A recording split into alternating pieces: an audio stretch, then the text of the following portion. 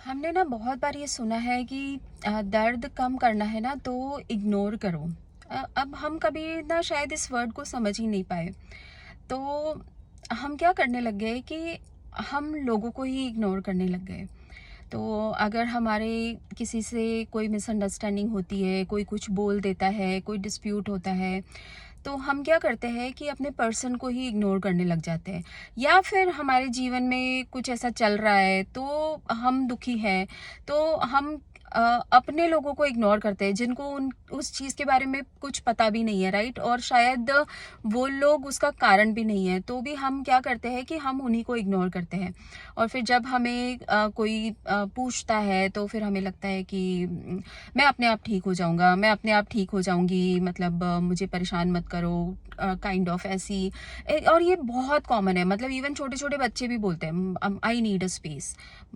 सो ये बहुत ही गलत एटीट्यूड हम डेवलप करते जा रहे हैं, क्योंकि सी इग्नोर करो, ये जो सिखाया जाता है ना वो है प्रॉब्लम्स को इग्नोर करो। किसी ने कुछ गलत कर दिया, अपना है कोई, उससे कोई गलती हो गई, जान के हो गई, अनजाने में हो गई, तो उस गलती को इग्नोर करो। तुम्हारे बीच की जो बात है डिस्प्यूट की, उस बात को इग्नोर करो, ना कि उस पर्सन को इग्नोर करो, राइट? हमने तो इस पूरे कैलकुलेशन को पूरा 360 घुमा दिया। मतलब हम ये बोल रहे हैं कि हम तो पर्सन को, मतलब बात को तो पकड़ लेते हैं और अपने लोगों को इग्नोर करने लग जाते हैं। तो इग्नोरेंस है ना, वो बहुत बहुत ही बुरा वेपन है, तो उसको इस तरह से यूज़ नहीं करना चाहिए। ठीक है, जब आप किसी को इग्नोर करते हो ना तो सामने वाले पर्सन को बहुत ज़्यादा तकलीफ होती है।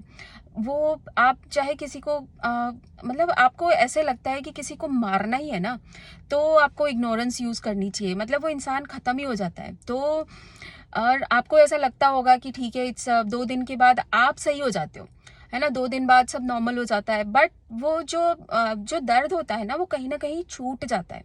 और जब ऐसी चीज़ें मल्टीपल टाइम होती रहती है तो ये बहुत बुरा असर करती है ना इंसान पे। और फिर आप ये सोचो, आप ये दिखाते हो कि जैसे दूसरे पर्सन को आपने इग्नोर कर दिया, उसके साथ जो हुआ उससे आपको कोई फर्क नहीं पड़ता, आप अपने अपने आप 2 दिन में ठीक हो जाओगे, तो इट्स नॉट लाइक दैट।